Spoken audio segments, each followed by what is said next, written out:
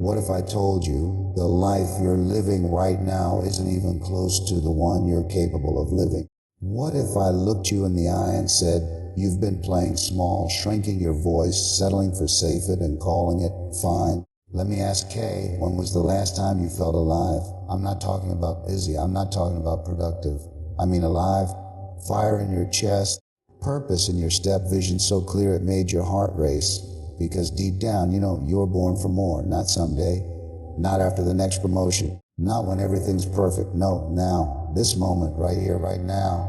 And if some of you inside you is whispering, Rack's okay, there's more to me than this, you're not cranking up. You were born for more. That's not just a statement, that's a declaration, a reminder of who you really are. See, there comes a time in your life when you have to look yourself in the mirror and ask, is this it? Is this all there is for me? Am I just going to vibe, or am I going to thrive, rise? Because deep down inside you, there's a fire. Oh yes, there's a fire, and you may not see it every day. It may flicker, it may fade, but it's never gone. It's waiting for you to stop playing small, to stop shrinking to fit into spaces you've outgrown, to stop apologizing for the greatness that was put inside you before you were even born. Let me ask you something. What are you holding back for? Who told you you weren't enough? Who convinced you to settle? To play it safe? Okay, to stay in the shallow end of your potential? Well, I came here to wake up. I came in and had something in you, something that life tried to bury, but it couldn't kill because you were born for more courage, more vision, more purpose, more life. And today, okay, not tomorrow, today we're gonna awaken the fire within. Let's go. Okay, stop shrinking to fit. Own the space you were born to fill. You see, there's something we don't talk about enough, especially when we're trying to grow, when we're trying to evolve, when we're stepping into something bigger than where we came from. And that's the habit of shrinking our voice, shrinking our dreams, shrinking our very presence, just to keep other people comfortable, just to avoid judgment, just to not be seen as too much. But let me ask you, since when did your light become a problem? Since when did the fire inside you become something you had dim just to fit in? And I ran a young woman I met a few years ago. Her name was Rena. Okay, she had a dream, a big one. She wanted to be the first in her family to start her own business. Not just any business, a wellness brand, rooted in the traditions of her culture. She had the plan, the passion, the drive. But every time she tried to speak about her vision, you know what she'd do? Okay, she'd lower her voice. She'd say things like, it's just an idea, or it's nothing big. You could see her shrink right in front of you. And why? Because the people around her didn't believe in dreaming big. They believed in staying safe, being realistic, in knowing your place. And that right there is where so many of us get stuck. We internalize limitations that don't belong to us. We absorb doubt that isn't even ours. We start editing ourselves, trimming pieces of who we are, just to make others feel okay with our existence. But let me tell you something. You weren't born to fit in their small idea of who you are. You were born to expand. You were born to shake the room. You were born to walk into spaces and not just fill them, shift them. We've been trained, yes, trained to equate humility with hiding. But humility isn't hiding. Humility is knowing exactly how powerful you are and choosing you is not power with intention. Shrinking is not humility. It's fear. It's fear in disguise. It's fear dressed up as politeness, as modesty, as but it's fear. And fear is not your truth. Fear is not your identity. Fear is not your legacy. You ever see a child walk into a room, a toddler, a 3-year-old, maybe 4, they don't tiptoe. They don't whisper, okay? They don't ask for permission to take up space. No, they run in, they laugh loud, they live unapologetically. Why? Because they haven't learned to shrink yet. They haven't been told, you're too loud, you're too much. Be quiet, be smaller. That some more teaches us over time until one day we're full grown, still living small, still afraid to speak up in meetings, still holding back in relationships, still avoiding our own reflection because we don't want to confront the greatness come out. Let me ask you, what dream have you been minimizing? What idea have you tucked away because someone laughed at it? What gift have you buried because it made someone else uncomfortable? That gift, that voice, that idea. It's not an accident, it's not optional, it's you. And the longer you deny it, the more disconnected you become from your own spirit, from your own purpose, from the life you're meant to live. There's a man I worked with, Marcus, grew up in a rough neighborhood, never saw anyone make it past survival mode, and yet in the middle of all that, poverty, violence, instability, this man had an eye for design, could take anything and made for broken furniture, he'd restore it, cracked walls, he'd make them art. But instead of owning that space, stepping into it, pursuing it, you know what he did? He went and worked in a warehouse for 12 years. Okay, not because he didn't believe in his talent, but because nobody around him validated it, because he didn't see a blueprint, because he didn't think someone like him was allowed to live a creative life. And I remember sitting with him one day. He looked at me, tears in his eyes, and he said, "I've been pretending I'm okay with average, but I'm not. I was made for more than this. I just forgot." And that right there, that forgetting, that's the tragedy. We forget who we are. We forget the fire. We forget the calm, and that's fire. We make a home in spaces that were never built to hold our full potential. We settle, we downplay, we defer, and in doing so, we starve the very part of us that was meant to lead. Okay, now listen, I'm not saying it's easy. No. It's not easy to stand tall when you've been told to crouch. It's not easy to speak up when the world rewards your silence. But let me tell you, you don't grow by staying safe. You grow by stretching. You grow by owning the space. You grow by saying, yes, I'm here. Yes, I belong. Yes, I have something to offer. And you say it not because you're trying to prove anything, but because you finally believe it. Look, okay, not everyone's going to clap when you rise. Not everyone's going to celebrate when you stop shrinking. Some people are going to miss the smaller version of you, the one they could manage, could get control. But that's not your problem. That's not your burden. You weren't put on this earth to make everyone else comfortable. You were put here to grow, to shine, to transform the room just by walking in, to show others what's possible, not by being perfect, but by being true. And I'll say this, the world doesn't need more copies. The world needs you.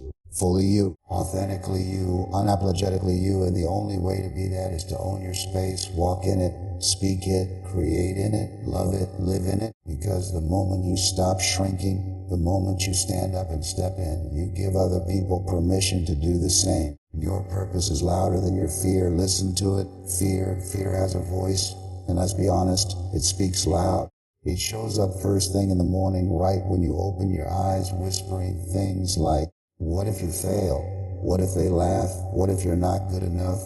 It knows your pressure points. It knows your doubts. Okay, it knows exactly what to say to keep you still. But I want you to understand something. Your fear may be loud, yes, but it is not the truth. Because there's another voice inside you, one that speaks deeper, speaks strouder, and always louder, but truer.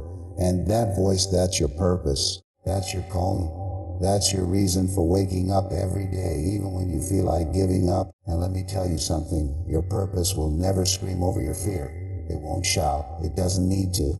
Because truth doesn't yell. It resonates. I want you to imagine this. Picture a man 32 years old, works a job he doesn't love. Okay, in a life that looks nothing like the one he dreamed of when he was younger. He smiles in photos, says, "I'm fine," when he's not. But deep down, he knows he's living someone else's version of life. And every time he sits in silence, maybe late at night, maybe during his lunch break, he hears a whisper, "You were meant for more."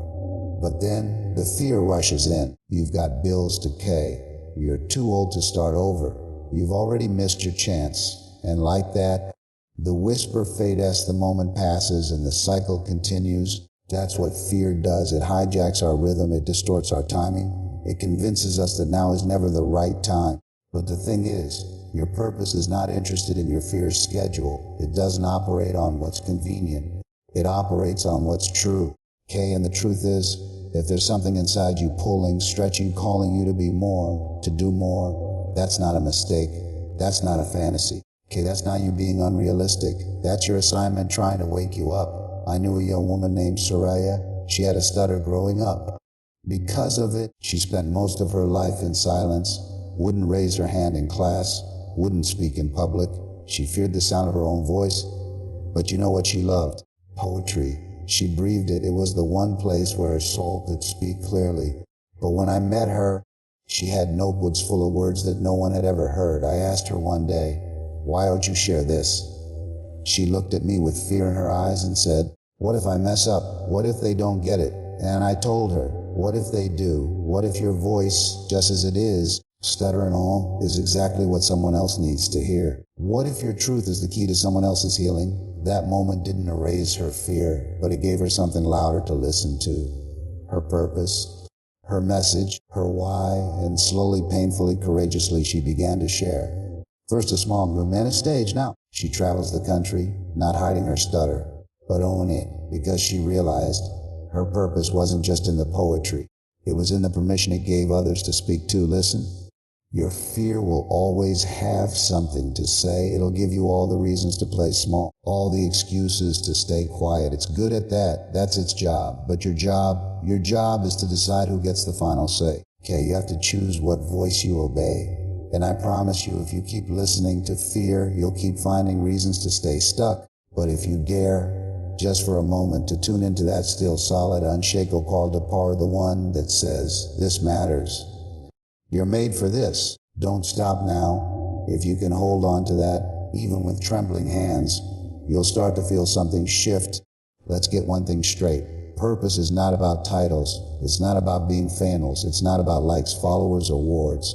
Purpose is personal. Okay, purpose is sacred. It's about impact. It's about legacy. It's about knowing that new this earth, you didn't just exist, you lived. You loved. Okay, you lifted someone, and maybe that someone is your child. Maybe it's your neighbor.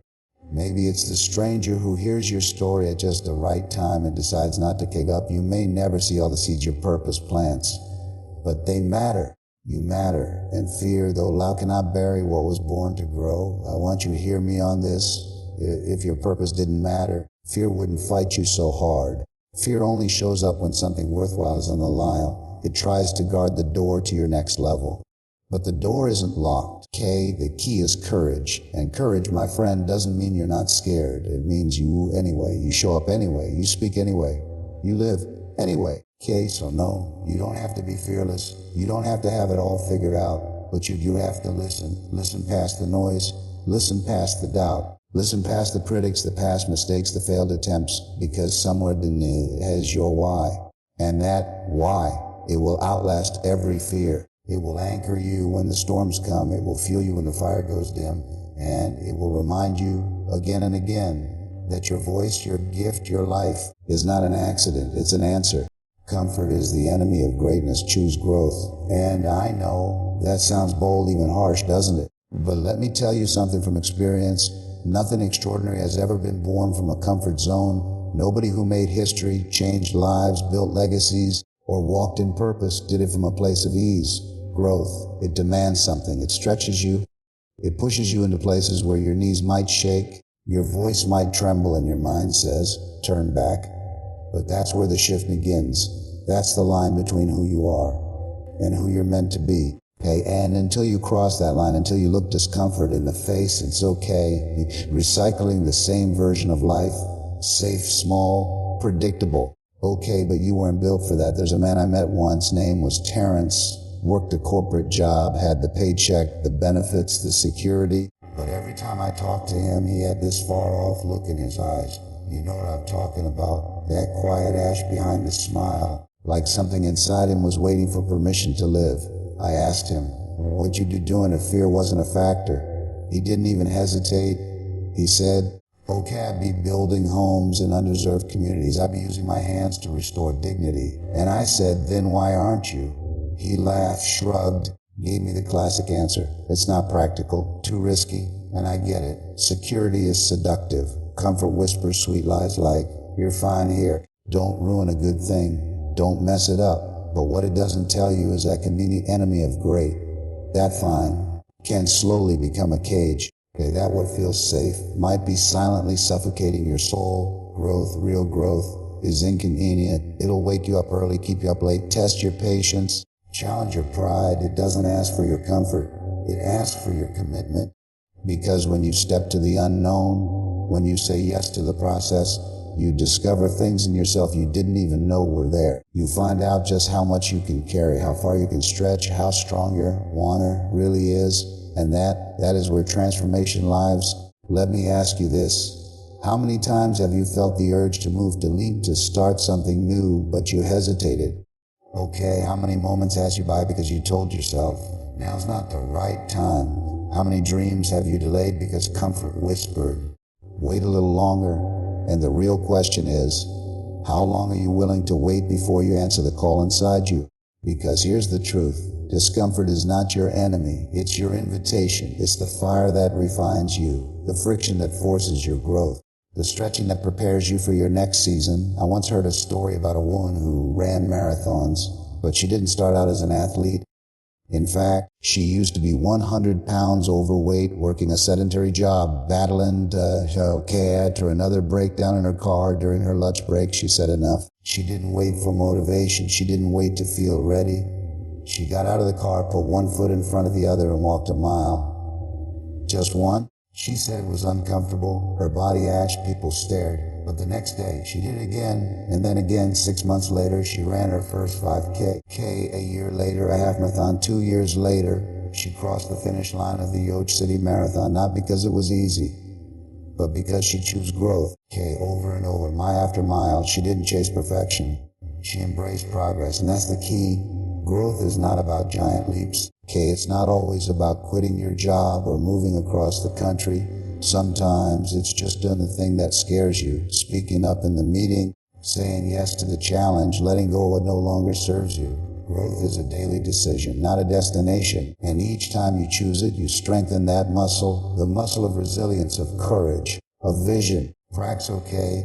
But here's the part they don't tell you. When you start growing, you will lose people. You'll outgrow conversations. You'll outgrow habits. You'll outgrow rooms where your potential feels like a threat. And it'll hurt.